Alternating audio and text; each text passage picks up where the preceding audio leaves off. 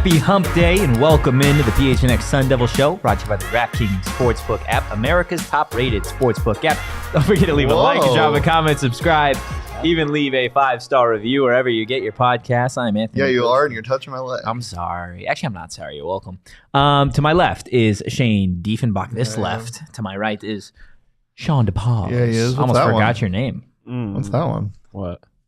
I always do that. I do that literally. I've done that every show. I thought you just do this. I go like that. Oh, I didn't know you swiped so hard. I thought it was more of like a... Well, this one was a very dramatic, just like straight across. Just that I always do that. Guys, I've got some breaking news here. What? Uh-oh. Yeah. Per Doug Haller. Uh-oh. Okay. We got some contract news. Uh-oh.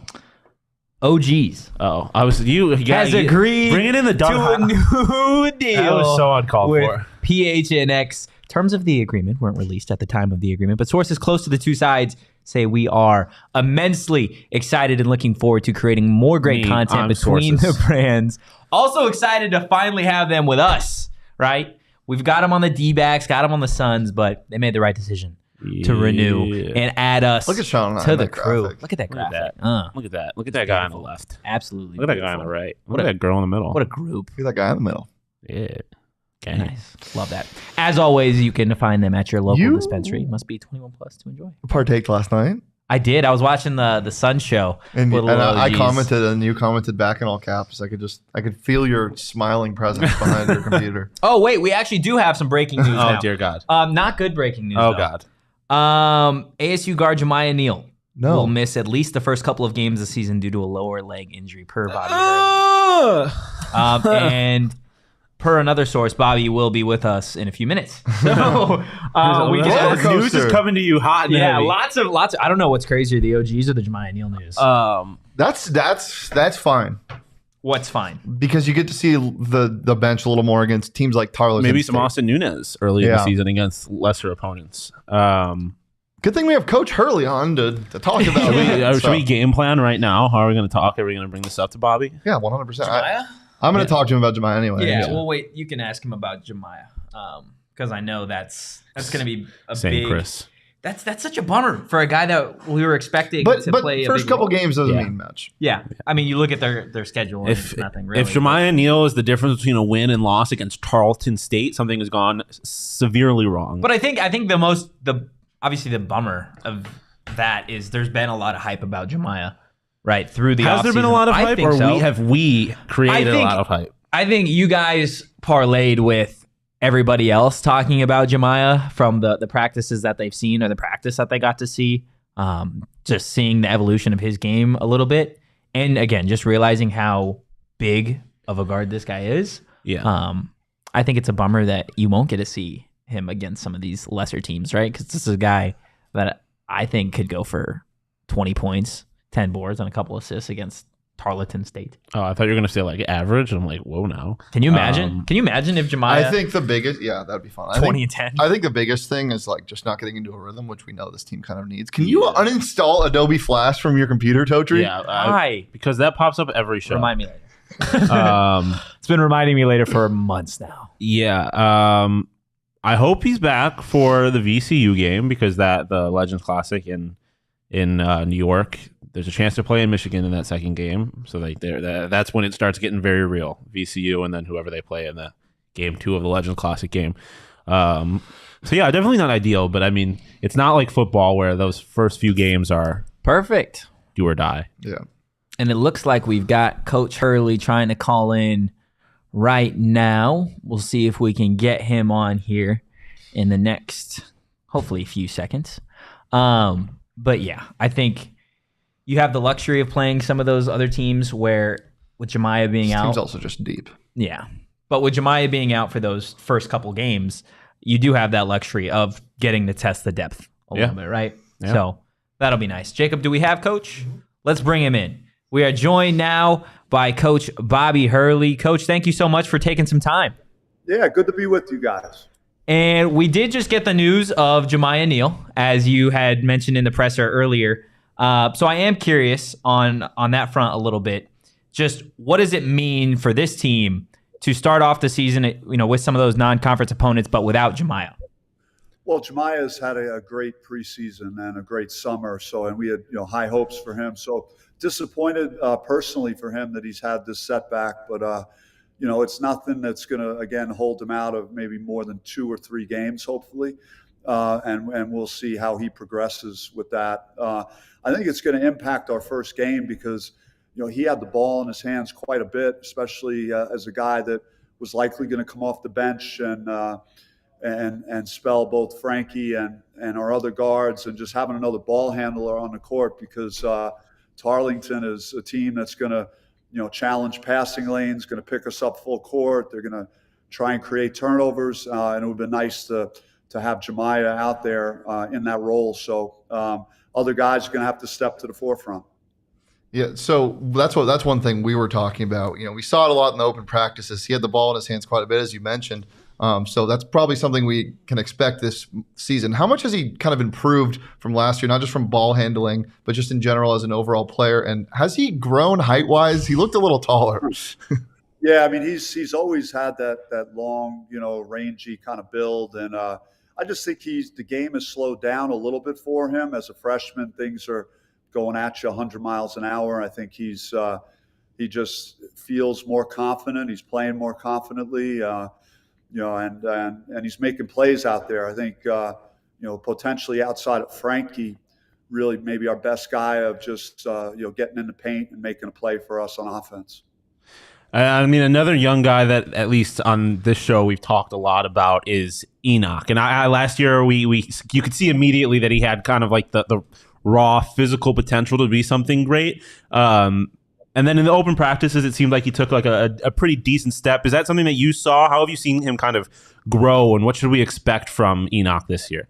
Yeah, I mean, I look at Enoch as a guy that's just got to be ready to play. And, Warren, we brought in Warren Washington, and I think he's got that experience edge at this point. But Enoch certainly is going to help us, win games just with his physicality, and just got to keep focusing on finishing around the basket and having a complete understanding of what we're doing out there. But he's progressing, and he's working hard, and we're going to be patient with him. Yeah, Coach, you guys had a lot of additions this offseason, maybe most notably Frankie Collins. Just what does he bring to the court, not only from a game perspective, but from a leadership perspective as well?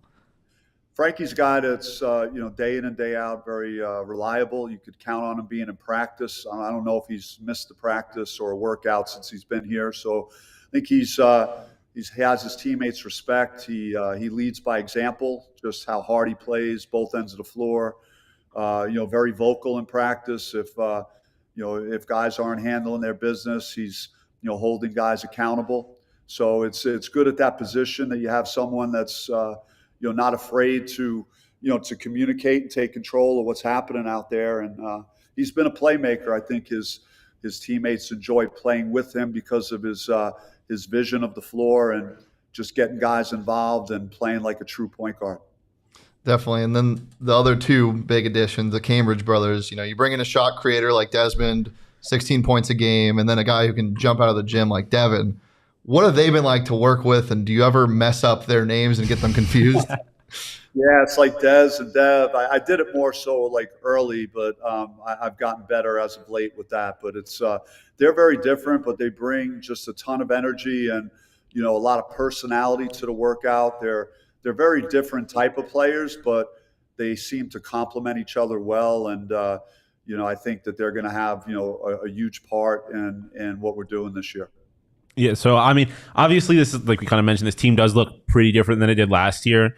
I mean, you lose guys in the transfer portal. You lose a guy like Kamani Lawrence to graduating. Like, how, from a leadership perspective, who do you kind of see stepping up into a leader role? I know you mentioned Frankie and kind of holding people accountable, but is are you looking at him as kind of the leader of this team, or is there somebody else that is going to kind of take on that role? Yeah, I don't think we've anointed a guy in a captain role or the primary leader. I think there's a number of guys that have stepped up and been vocal, and it's been kind of the older guys that have played a lot of college basketball. It's the DJ Horns, Frankie Collins, we want Marcus to keep doing that, continuing to talk, take ownership of being a leader. And then we'll go from there. But it's, I think we're solid in that department. I think, the guys are committed to winning and holding each other accountable. Coach, we've talked a little bit about the additions on the court, but you brought in Mickey Mitchell, one of your former players, now a part of your staff. What does he bring to the team? And when he was playing for you, did you ever think that he would eventually be on your coaching staff?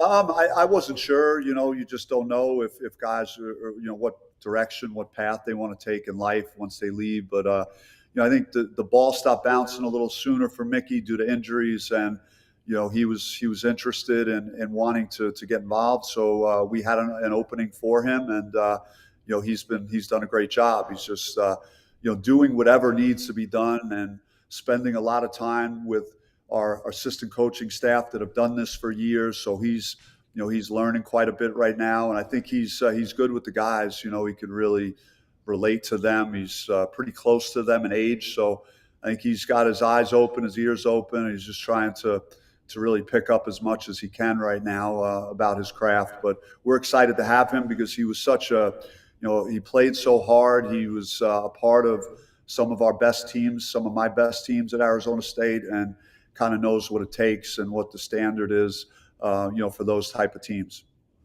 Last question from me. Obviously, Shawn mentioned it. Kamani Lawrence not being here. Can you just kind of break down what it's like without him at practice?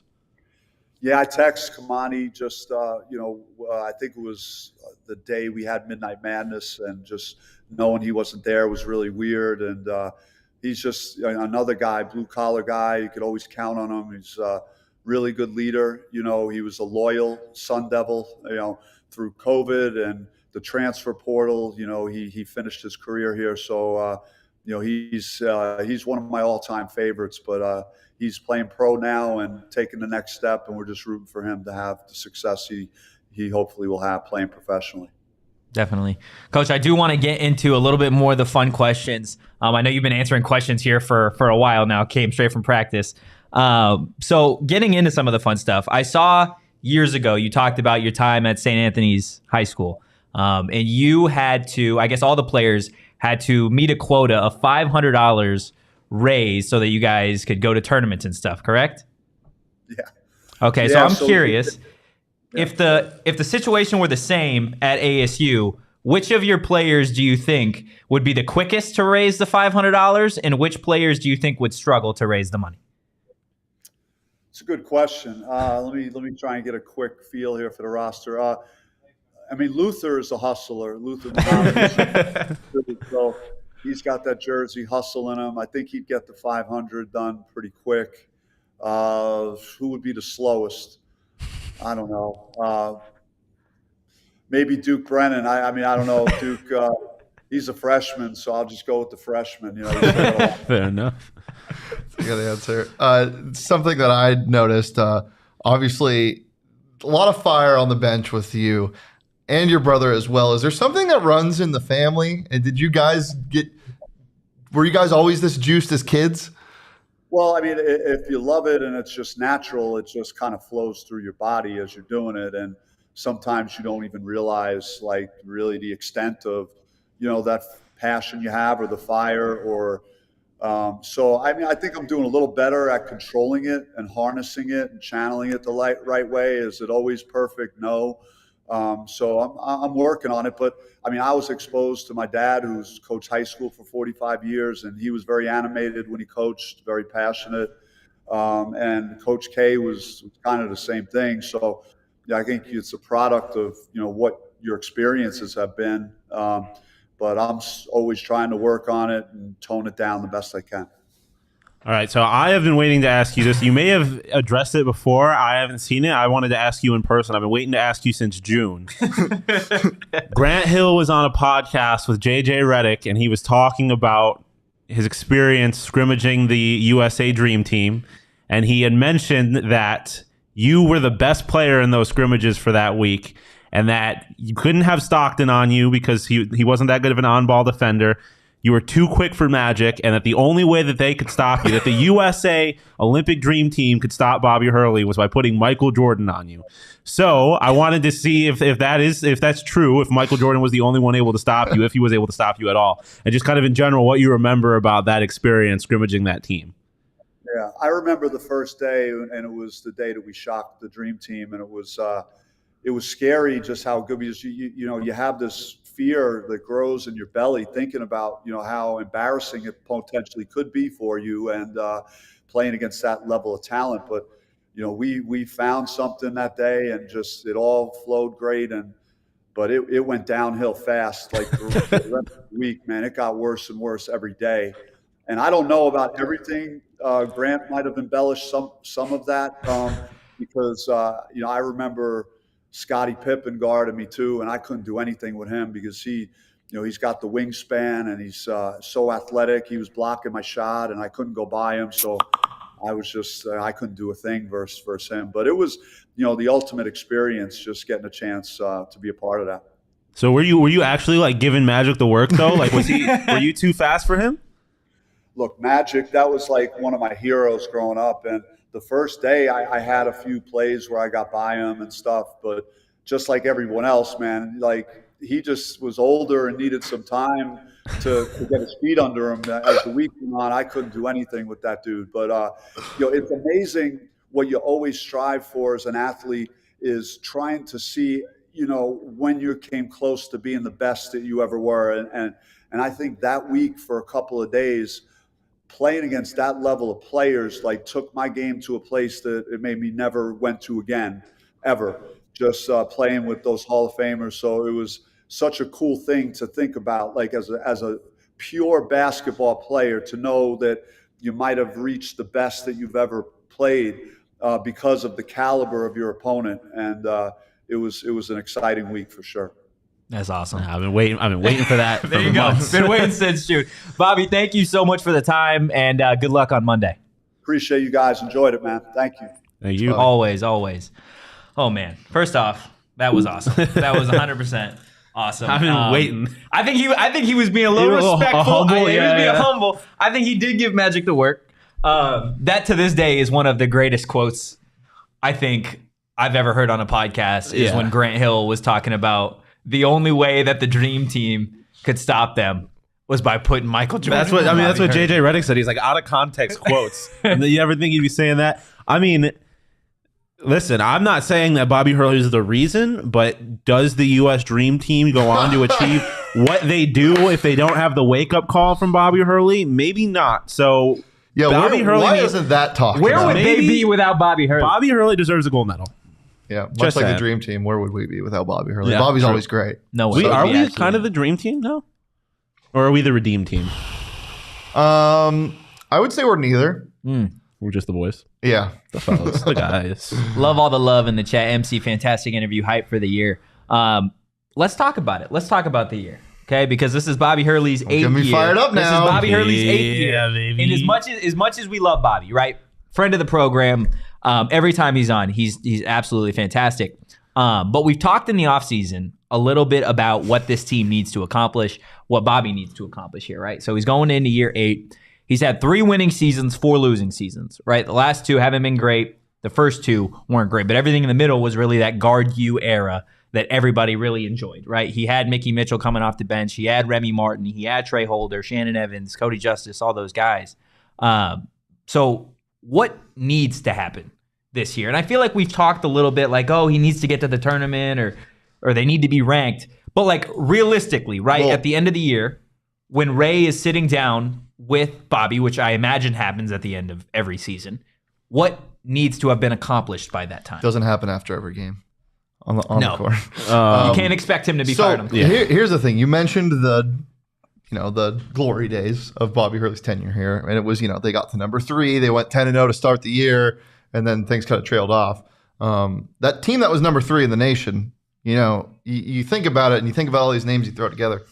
This is the starting lineup. It was Shannon Evans, Trey Holder, Cody Justice, Mickey Mitchell, Romello White, and coming off the bench, Kamani and Remy. Those are respectfully, who? Like, you don't remember Romello? No. But I mean, like, I mean, in the context of. But do you know who was the the depth of this team. It was Daquan Lake. I love Daquan. Who ended up transferring. I know you might have loved him. Wasn't great for ASU. And Vitaly Scheibel, who every time he was in the game, I wanted to die. You just have to have cohesion. And this team loved each other. Trey Holder and Shannon Evans played off each other. They were fantastic. Romello White gave you big minutes occasionally. Cody Justice was kind of Mikey Mitchell was kind of the X factor, and Cody Justice was your buckets. You know, if you needed quick scoring, Cody Justice, if he's hot that night, watch the hell out. Kamani Lawrence also on that team. Yeah, Kamani Lawrence was I mentioned came off the bench as a freshman. He and so did Remy Martin. They were both freshmen at the time. And what does that get you? That gets you a 10-game winning streak, beating number 2 Kansas, beating number 15 Xavier, and going into being number 3 in the nation before Christmas. And the famous Bobby Hurley quote, as he said, "I wish Christmas didn't exist," because they had ended up sliding after that in conference play. Bobby Hurley's kind of been known to slide in conference play. But I think this team is so unique that if they can gel together and Marcus Bagley can get you those 15 to 20 points every night, I think you'll be fine. I'm really excited for this team, and for good reason. Yeah. I mean, I said respectfully who more as like a – I mean, you look at that team, it's not like anyone on there is like – there's no Zion on there. There's no guy that a lot of people that are outside of the ASU world would probably know. And I feel like that's probably similar for this team. Obviously, you have Bagley, and he has people are going to know who he is because of his last name, of course. But like – there's no one on this team that I think people are considering the best player in the conference or any of the best players in the country. Like, so I do think it comes down a large part to them gelling and Bobby bringing out the best of them. I do think ultimately in terms of like a concrete accomplishment, like you certainly can't do what you did last year and lose in the first round of the Pac-12 tournament. Like I think there needs to be moments where it's like you need to, and I guess they kind of did near the end of the season, but there needs to be moments in the season where you're like, hold on now. Like don't let like they might do something, and then they actually have to do something, right? Yeah. Like you need to win some games that you're not supposed to win, and then ultimately I don't think not making the tournament, like I don't think if you miss the tournament it's like automatic fire Bobby, but like I do think I think you're pretty close though. Yeah. I do think you need to make the tournament to be sure. You have to have some hope. I think something that is kind of being overlooked is. Last year, like you can say these teams are similar last year and this year because of how many people left and came in. But the one thing you didn't really have other than your older, your seniors like Kamani, and what you didn't have is you didn't have growth from the next season to this season. You didn't have Marcus Bagley for the whole season, who was a constant rock in these last 3 years, even when he wasn't on the court. You don't have a freshman that improving like Jamiya Neal. You didn't have a freshman improving like Enoch. Yeah. Like you have those guys now. You have that core piece, and you have one returning guy that can give you buckets every night in DJ Horn. Like, there's a lot of pieces that were missing last year that you kind of have this year.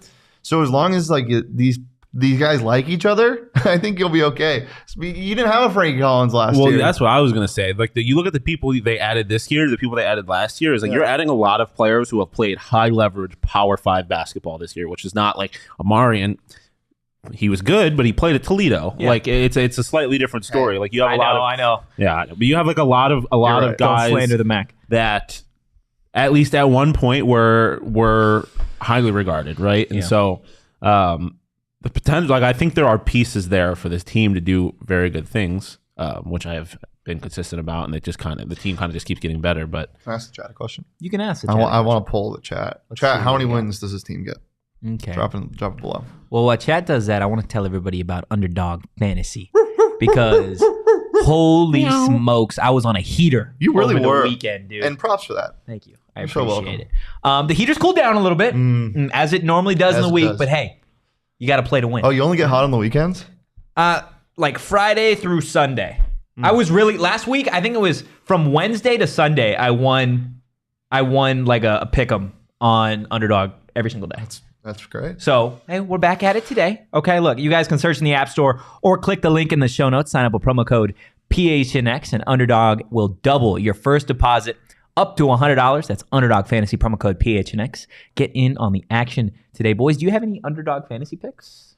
I like Anthony Simons, 4 or more threes. I wish my parents named me Anthony. Yeah, Anthony is a great name. What else do I like? I like anything involving Trae Young today. Okay. Playing at MSG. Okay. Villain of MSG, and as Shawn mentioned, close with takeoff. RIP. Yeah, RIP. What do you like today? I like Bryce Harper over or higher than 1.5 hits plus rebounds plus. Wow. Whoa! Bryce Harper's getting the board. NBA, let's go. Bucks out. Somebody get that man. Are you okay? I meant RBIs. So Okay. I feel like that's 1.5 PRA for Bryce Harper. I feel like that's an understandable mistake. There's an RB in That's there. that's an easy over. Hits, RBIs, and runs. He did that Hits literally. RBs. RBI. Yeah. And runs. I just want to say RBs. Okay, I love Arby's. Nice. I don't appreciate No. it. I do like Arby's. I don't care. Yeah. But why yeah, over me? he did that. He did that in one pitch yesterday. Yep. I think the Astros win tonight, but Bryce Harper has been the best player in the world in this postseason. Yes. So I think he gets the higher on 1.5. He can do it with one swing of a bat. He hits a home run, he hits it. So Okay, I got Cade Cunningham over 34.5 PRA, and then Markkanen over 28.5 I mean higher. PRA. Yeah, higher. My bad. Thank you for that. You're welcome. Again, that's Underdog Fantasy promo code PHNX to get in on the action today. So we got some of the answers in the chat for win totals. Chris says 20 plus. Jason 15 wins. 15 wins for that would put them at a losing season. MC over 20, tournament bound, top 3 or 4 in the Pac-12. That sounds a lot like what Shawn's got. Charles with 18, and everybody else talking about Bryce Harper and his PRA. yeah, baby. So Harper cleaning glass. do you guys agree with the 18 to 20 win mark? Yes, I think so. I was going through it really quick. I mean, I think there's like 10 non-conference wins, right? Like Tarleton, NAU, Texas Southern, VCU, they should all beat. I don't know. It depends on who they get in that Legends Classic 2 game, because if it's Michigan, I wouldn't be surprised if they lost that game, obviously. I don't know. That's a little bit A of a revenge game for Frankie. Yeah. Grambling, Alcorn, SMU, Creighton, San Diego, San Francisco. So those are all games that I think they should win. So that's 10 non-conference wins right there. I think there's only 2 teams in the conference that it's like, not obviously no such thing as a guarantee, but like I will be shocked if ASU wins the game. Wins either one of the 2. Yeah, I will be shocked. U of A is kind of different because it's a rivalry game, but like generally speaking, I would be shocked if they beat U of A this year, and I'd be shocked if they beat UCLA. Otherwise, any of the other games, especially at home, I think ASU has a chance of winning. So that's where it really comes down to. But I don't think. Again, depends on what happens in the second Legend Classic game. On paper, I don't think they should lose a non-conference game. I'm not surprised of anything happening after I witnessed them upsetting Kansas. And we witnessed them upset UCLA last year. Yeah. Wow. Yeah. I forgot about that game. I think they win. God, that was weird. I think they split against U of A. Yeah, I wouldn't be surprised Wait, by you that. think they do? Yeah, I think they do. I wouldn't be surprised by that because U of A is not as good as they were last year, or at least they're not supposed to be as good as they were last year. They're still pretty damn good. They're still pretty damn good, but it's just the rivalry thing. Like, I think it's gonna take one of those wins, right? You mentioned all the non-conference games that they should win, whatever. The Pac-12 is what it is. You can get hot. I think it's gonna take a win over U of A or a win over UCLA for people in this conference and people on a national scale to respect this ASU team, right? and the thing that worries me is like you look at their schedule. Their last 3 games of the year are Arizona, at UCLA, at USC. So like those are 3 games that have like there's a good chance they lose all 3 of those. Okay, but hear me out. Those are your last slate of games before the first round of the Pac-12. Yes. That is a perfect time to have to face the top of the conference. Yeah, no, I agree. But it's definitely it's going to be tough, and I think that like those final 3 games, if you lose those final 3 games, they could. I mean, obviously, but just based on where it is in the schedule, can change what happens after the regular season a lot. I don't know. It's. I think the conference is a little more wide open, but as much so, not only does that mean that they can beat good teams, but it also means they can lose to teams that are quote unquote worse than them. So we'll see. I do like kind of that 18 to 20 mark though. But yeah. One of the things about Bobby Hurley's teams that I love is that they can get so hot so fast. Is we talked about that guard U team, right? With Remy coming off the bench as a freshman, and you had guys like Trey, Shannon, and Cody. This was a team that could start the game slow, right? They could be down 8-0. But this is a team in a matter of minutes could go on a 20-0 run just because of how fast they went up and down the court. This team is unique in the sense that I think they can. I don't feel like they're going to play as fast as those teams, but I think this is a team that, in terms of getting hot, can get hot consistently. I can hope not. I hope they play fast. I think they'll play faster than last year's team. Way better. Last year's team and the year before. They got to run, man. This team is so athletic. But I don't know why they wouldn't. You saw that more in the open practices. They were running more. They were actually dunking the basketball, and there were some alley-oops involved. Yeah, I mean, Devin's going to catch a body or two this year. I can feel it. That man jumps out of the gym. Might literally murder somebody. He might. I think Enoch will accidentally catch a body on a dunk that he accidentally rips off the top of the backboard or rim and goes 20 feet in the air. Like, it'll be a complete brick of a dunk, but he'll still catch a body somehow. Okay, interesting. Some things in the chat. Pugs and hugs. We already had Bobby, but definitely when this is posted on audio, go listen on audio. You can also just scrub back. You can also just scroll back, but don't leave us. Don't leave us. We're here. Okay. We're here live. You can scroll back later, guys. Coach Evan B in the chat. ASU is about to be a problem. They're about to get a great seed in the conference chip and tourney no lower than a 7 seed. I respect the hell out of that. You know what I love is there's so much confidence. There is. Because I was on an island. Go, Jason. I was on an island last year. We had Jason from 15 wins to 17 wins. Yeah. Okay. Hey, man, you stay the whole show. We're going to have that shit up to 20 by the end. I promise. Yeah.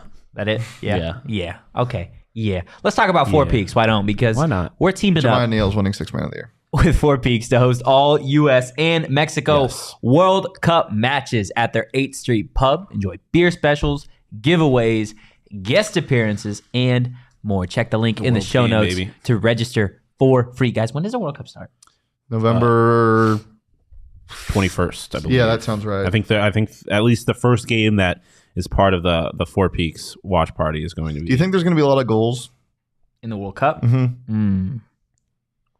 No, not a lot.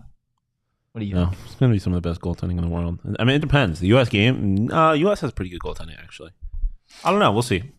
Okay. Well, we'll talk about that later because there is something I didn't want to bring up, and I'm just curious your guys' thoughts on it. Which is not a notion, by the way, just so you guys are aware. Let's get into our Pac-12 basketball preseason power rankings.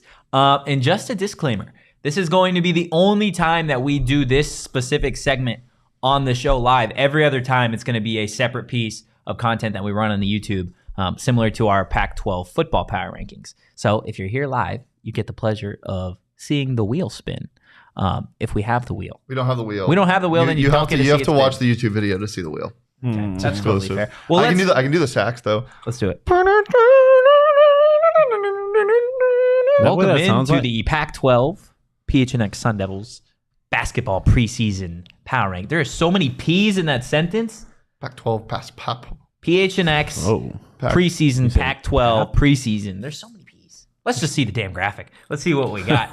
Shawn, I'll start with you. What do you have for your Pac-12 preseason basketball power rankings? Pretty straightforward. Like I said, I think there's like two teams that are clearly on a different tier in this conference, and it's UCLA and Arizona. I think UCLA is pretty clearly the best. Arizona's pretty clearly the second.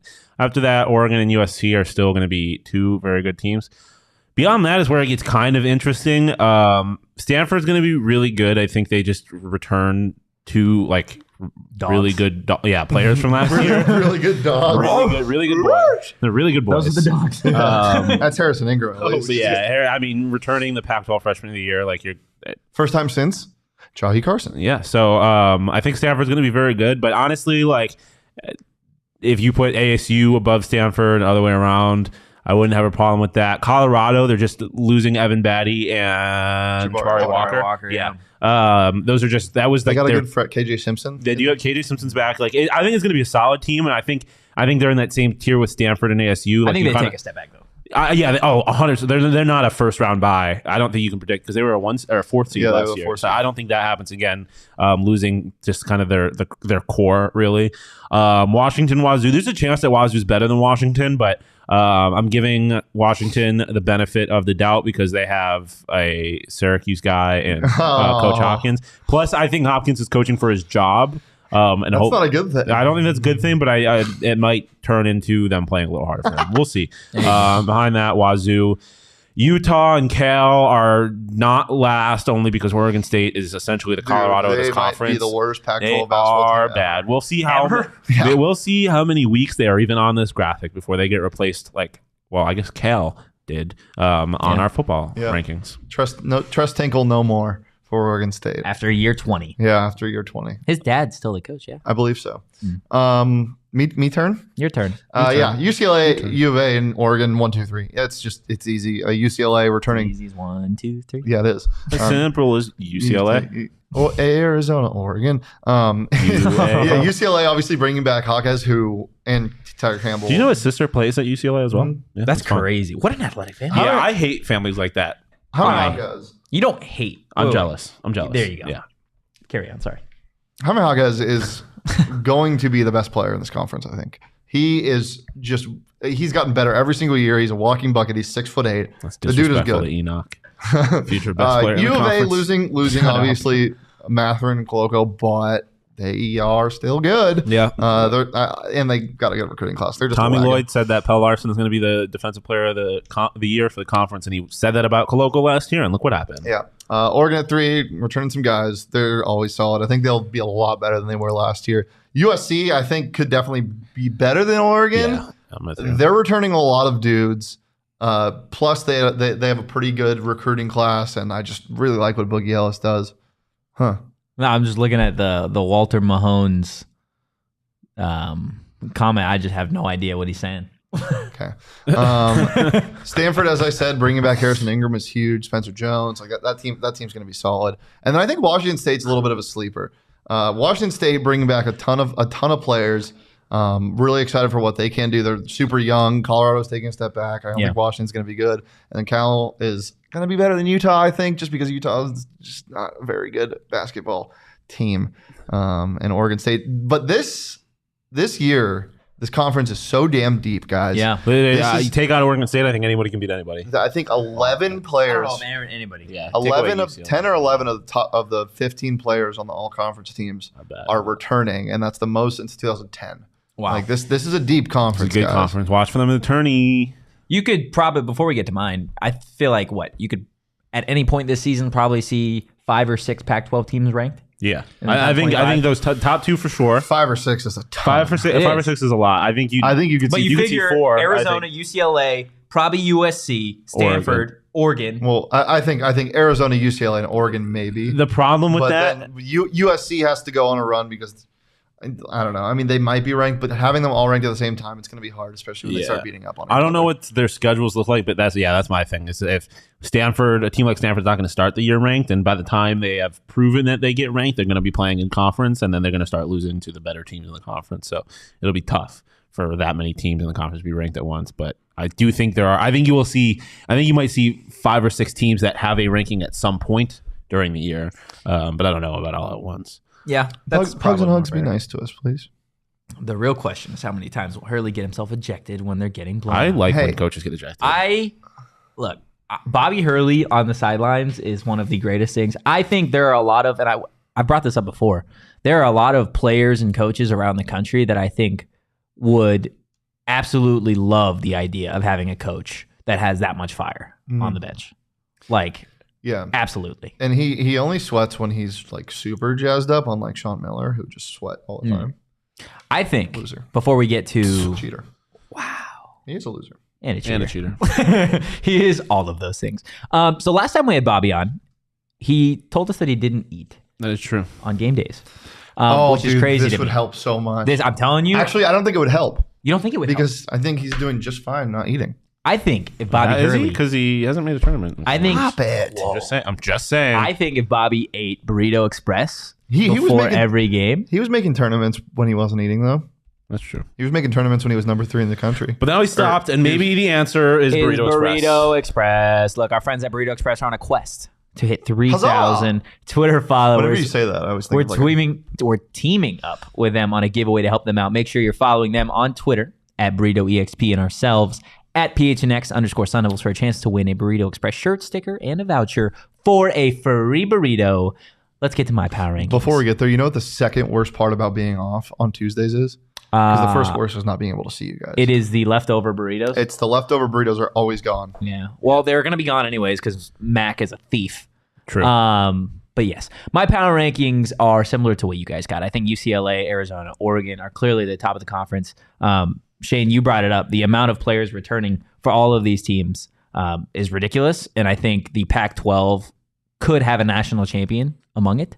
I think it's going to be a scary season for a lot of teams at the bottom half of the Pac-12 because when it gets to conference play, as they do every year, they're just going to get beat up on.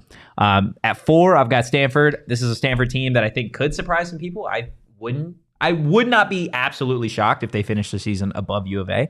I've got Arizona State at 5. I think this is Bobby Hurley's best team, and I think this is the year that it finally all clicks, and they're a tournament team this year. I don't know what seed, but I think they will be a tournament team. Got USC at 6, Colorado at 7.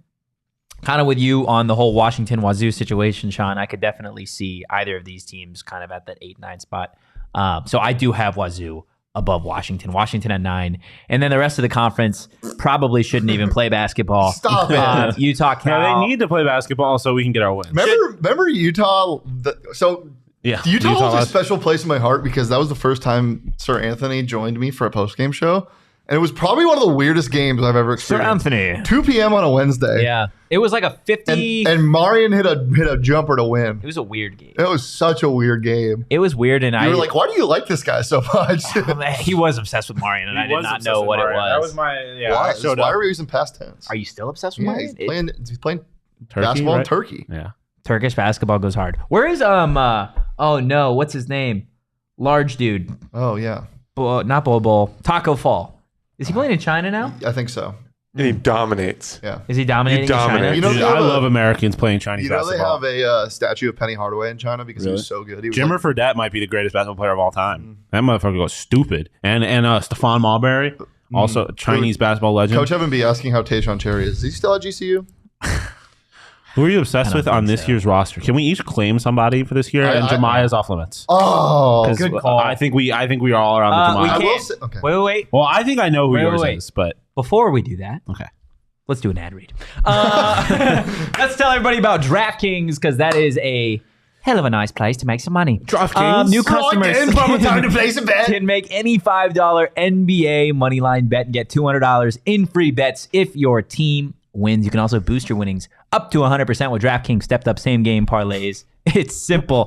Download DraftKings Sportsbook. Use promo code PHNX. That's promo code PHNX in the DraftKings Sportsbook app. Minimum age and eligibility restrictions apply. See show notes for more details. By order of the Peaky fucking Blinders. I've never seen that show. It's pretty good. I haven't finished it, but it's a pretty good show. I got really bored. Yeah, Well, I started to get a little I bored heard too. it starts slow though. That's kind of why I kind of fell out of it. yeah, But Most good shows I feel like have started slow though. I feel like Breaking Bad started slow. Game of Thrones started slow. it is a little bit of a slow Yeah, burn. not a big Game of Thrones guy, but Oh my god. but I know it's. I will say That really breaks I my will say heart. it's a bad take. Okay. That I'm not a big Game of Thrones guy fair. because I bet I would really enjoy it. It's like it staring too at slow? It's like staring at a mountain, but you're gonna have so much fun on that mountain. But it's just like You gotta gotta climb climb it. the mountain. That's There's me a guy that's me named with the Lord of the mountain Rings on the show. I love Lord of the Rings. Yeah. There's a guy named the mountain on the show. There's the mountain and the hound. Yeah. I knew that. They're brothers. You did know that? Yeah. Did you watch Game of Thrones? No. I knew about the mountain though. Wasn't he like the world's strongest man or some crazy shit like that? Yeah. Yeah. So who are you obsessed with on this year's roster? Tayshaun Cherry not on GCU anymore. I don't know what he's doing. Who am I obsessed with? I think DJ Horn has a breakout season this year.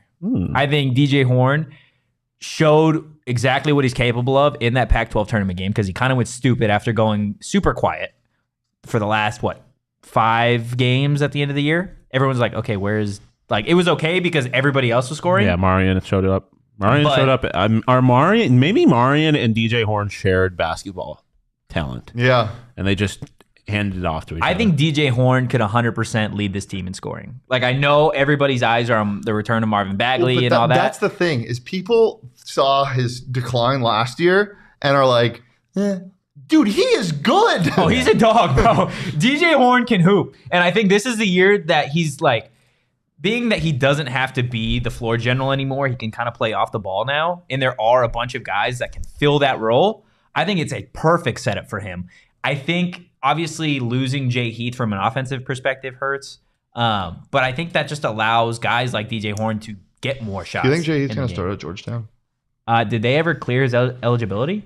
Because there was a whole issue with that. I don't think so. Or I think so. Effing Georgetown. But DJ Horn, Hey, I 100% claim the DJ Horn train. It is 3:49 Mountain Standard Time, and Georgetown still sucks. So you're claiming Yeah. DJ Oh Horn. no! DJ Horn. Opinion piece yesterday. 3 reasons the NCAA should grant Jay Heath's transfer waiver. Yeah, so it's still not 100%. Wow. Yeah. Come back. No, at this point, we don't like. Where are you playing, bro? Too many cooks. You can go ahead. I am gonna go with Really? What? That's Come crazy. What? Go ahead. I don't know. Come on. Just go ahead. I mean, my guy is. Don't say it. Say it. Don't say So it. okay, this is kind of cheating. I have 2 guys for 2 different reasons. Uh-oh. The one cheater. obviously You said before the show you he don't is like cheating. kind of my basketball Nesta Jade Silvera in Enoch. Duh. I feel like he's our, because I was also on the Enoch train. Yeah, but I But feel like I- I I'd was like really- to point out that I was on the Enoch train Yes. first last You year. invented the E-Block nickname, right? I did some post games with Shane early in last year's season. This is a train I'm happy to stay off. But I did depart for the Marion train. though. real answer, and I know That this train isn't, was this isn't like electric. I'm not really going out on a limb It was here. going way- it was going way too fast. I'm not going out on much of a limb here, but a guy whose name we literally haven't even mentioned today, even though he's going to be starting, Ooh, Alonzo can I guess? Gaffney. That wasn't him. Shooter. I just I think he has the potential to have like an even better season. Like We're so big. that's what I'm saying. It was This so lineup big. is so He's going to big. be able to stretch the floor a little bit. Like I think he can end up being like, oh yeah, I kind of forgot he's on this team, but all of a sudden he's the best player on the team. Where'd that come from? Like, so one guy that I have expectations to produce and think will produce is Gaffney, and one guy who I don't necessarily have the expectation, but think has the potential and would really enjoy it if he I produces. think if is Enoch has a great season, this team is going to be ranked. yes. Like if he has a great season. If you have a backup big man dominate, because I mean, like, look at You don't even Arizona. need to dominate. Look at Arizona. If we have an Umar Ballo, like, Yeah. Bobby Hurley is going from no 7-footers to almost 3. yeah, Gaffney being 6'10". We haven't even mentioned Warren Washington. Warren Washington, Yeah. who we haven't seen because he's been injured, at a true 7-footer, and then Enoch, who is the closest thing you can get to a 7-footer that's not a 7-footer. Yeah, it's fun. Haven't talked about Luther today. we talked about it, and Bobby mentioned him. My God. Well, there's just so many people on this fucking team that I'm Luther- like, oh my gosh, you're great. Luther is a close second. Sean, I think you know who I'm going with. Yeah, Cambridge. Yeah. Duh. Des Cambridge, 16 points a game. What? It just bothers me so much that the guy with ES in his name is wearing a 4, which is kind of like a V, and the guy with a V in his. This is what bothers me is that Dev, who has Dude, a gonna V in be his nice. name, didn't go to Nevada. And so Okay, that's but what I mean, they get to choose their numbers, and it just so happens that the closest thing to a V is a 4, and Dez is wearing it, and the closest thing to an ES is a 3-5, and Dev is wearing it. I think they did it just to irritate you. Probably. Coach Evan B saying Duke's going to be nice moving forward. Yeah, Duke Brennan, freshman, big I man. don't think you see him like at all this year. Well, yeah, this year. Maybe injury. Yeah. Maybe, Well, moving you forward, wouldn't want I- to see that. As long as it's not Breaking news: as Duke long as we- Brennan not great at raising money. As long as we don't see Austin. Now. True, but I feel like Okay. that was a default Yeah. answer. We didn't even talk about that. Des Cambridge, absolute bucket. This team had so many problems last year getting their own shot. This is all this man does. He was facilitating. He just creates space. He's different. Yeah. I'm so excited to watch him. But Devin also, man. If you still haven't somehow, if you're new to the show, maybe if you haven't, just go ahead and Google Devin Cambridge Auburn highlights.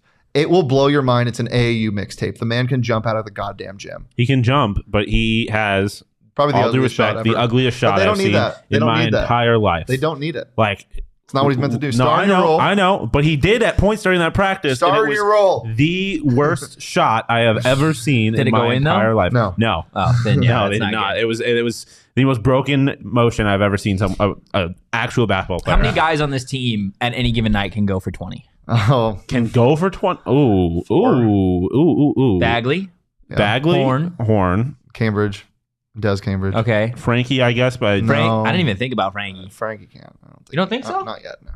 I think 3 or 4. Well, the thing is, like, I think any of the guards on this team, like, if you told me, like, oh, Jamiya had a 20-point game at some point, I wouldn't be surprised by it.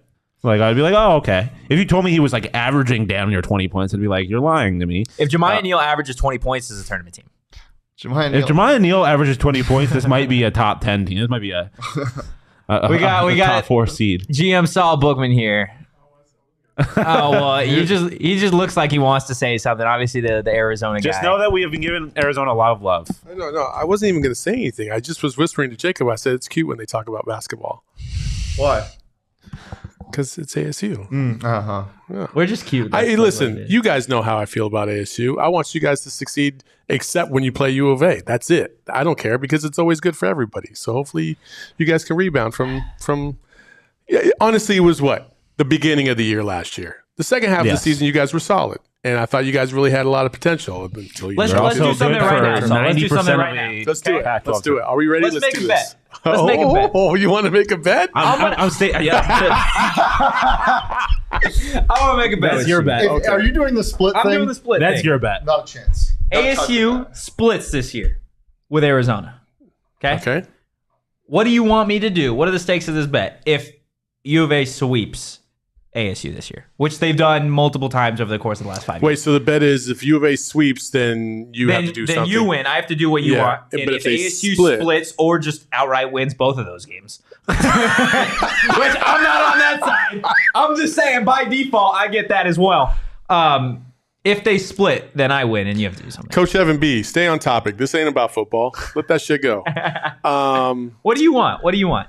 We've had a friendly little beef over the last couple of weeks. Let's think about it. Let's think about Okay. it. And then maybe one of your other shows we'll talk about it. Okay. Sounds like a perfect tease to me. No, thank you.